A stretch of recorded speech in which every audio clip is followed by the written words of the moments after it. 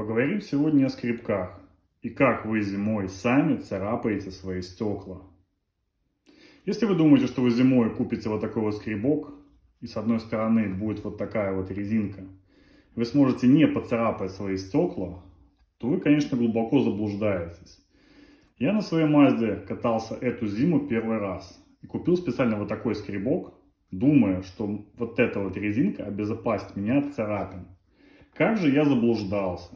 Потому что, смотрите, пользуюсь вот таким скребком, только резинкой, которая зимой задубела, оставила вот такие вот царапины